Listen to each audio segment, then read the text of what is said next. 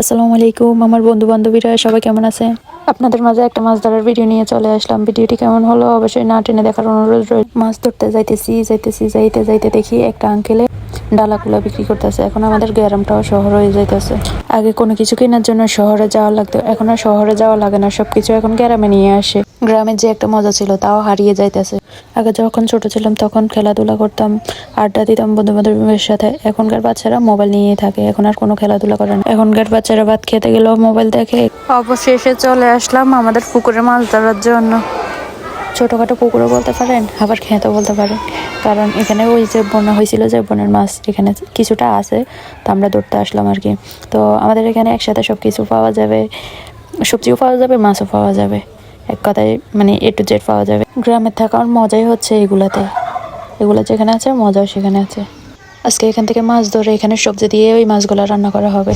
আচ্ছা বলেন তো, এরকম টাটকা টাটকা শাকসবজি কি শহরে এরকম গাছ থেকে তুলতে পারবেন? এটা তো শুধু গ্রামেই তোলা যায়। এই মাছ কতক্ষণ হাস হাজিত নেই ও গাইছে বড় মাছ গাইছি। হ্যাঁ হলে তো অবশেষে উপরে থেকে মাছ ধরতে পারছি।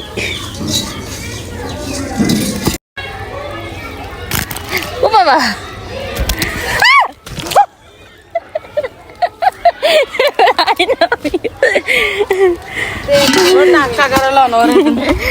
গুপ্ত দান আইসি।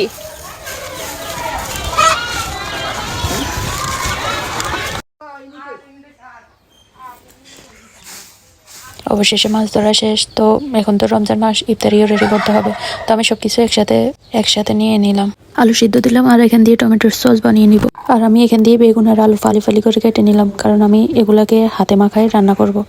হাতে মাখায় রান্না করলে অনেক মজা হয়। টাটকা টাটকা মাছ আবার টাটকা সবজি, তো এগুলো একসাথে আমি সবগুলো মেখে তারপর রান্না করব। আমার বড় আপুরা ছোট আপুরা সবাই একবার এভাবে রান্না করে দেখেন কেমন হয়। আর আমার কমেন্ট বক্সে বলে যায় না আপু কেমন হয়েছে। একদম মানে হাতে মাখায় রান্না করলে এত মজা হয়, বিশ্বাস করবো না যতক্ষণ পর্যন্ত না হাতে মেখে রান্না করবেন। মাখানো দেখেই তো জিভে জল এসে গেল, তাই না? আমি এখান দিয়ে ইফতারির জন্য বেগুনের চপ আর আলুর চপগুলো রেডি করে নিতেছি, কারণ ইফতারিতে আলু চপ আর বেগুনের চপ না হলে তো ইফতারি পরিপূর্ণ হয় না। এগুলোতে প্রচুর পরিমাণ গ্যাস হয়, তারপরেও তো বছরে একবার রমজান আসে, এগুলা না করলে তার পরিপূর্ণ হয় না ইফতারটা। আচ্ছা, কে কে বুটমুড়ির সাথে মিষ্টি মাখানো পছন্দ করেন কমেন্টে বলে যাবেন, আর যারা যারা পছন্দ করেন না তারাও কমেন্টে বলে যাবেন।